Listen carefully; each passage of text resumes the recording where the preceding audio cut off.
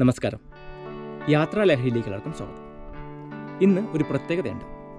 നമ്മുടെ ഗ്രാമത്തിൽ ഈ സീസണിലെ ആദ്യത്തെ സ്നോഫാൾ ഇന്നുണ്ടാവും എന്നാണ് ഗൂഗിളിൻ്റെ പ്രഡിക്ഷൻ. പക്ഷേ ഗ്രാമത്തിലുള്ള എൻ്റെ സുഹൃത്തുക്കളൊന്നും അത് സമ്മതിച്ചിരുന്നില്ല. കാരണം ഡിസംബർ പകുതിക്ക് ശേഷം ക്രിസ്മസിന് മുൻപായിട്ടാണ് സാധാരണ സ്നോഫാൾ ആരംഭിക്കാറുള്ളത്. പക്ഷേ വൈകിട്ട് 4 മണിക്ക് സ്നോഫാളിന് 50% ചാൻസാണ് ഗൂഗിളിൻ്റെ വെതർ ഫോർകാസ്റ്റ് പറയുന്നത്. സ്നോഫാൾ ഉണ്ടാവില്ലോ എന്ന് നമുക്ക് നോക്കാം.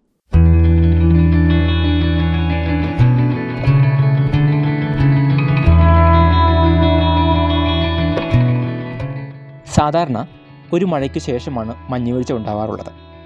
പക്ഷെ ഇന്ന് അന്തരീക്ഷം ക്ലിയർ ആണ്.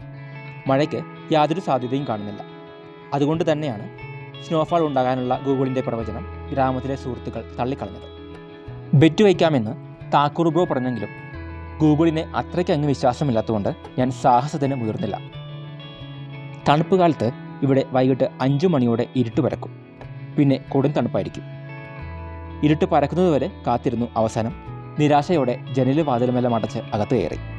പക്ഷേ ഗൂഗിളിനെ അങ്ങനെ അങ്ങ് എഴുതിത്തള്ളാൻ കഴിയില്ല എന്ന് വ്യക്തമാക്കിക്കൊണ്ട് വൈകിട്ട് 7 മണിയോടെ സ്നോഫാൾ തുടങ്ങി.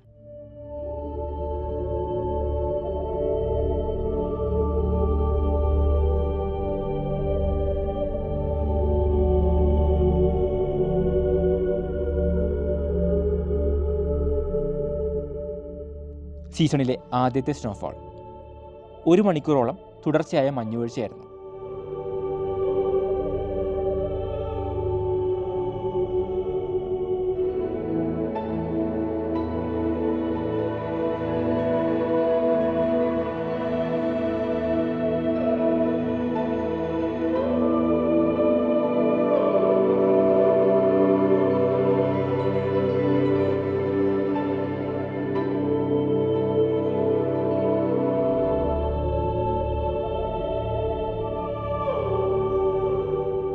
രാവിലത്തെ കാഴ്ച ഇതാണ്.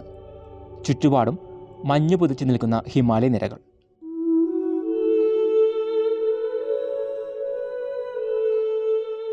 പുല്ലിലും പൂക്കളിലുമെല്ലാം മഞ്ഞു തന്നെ.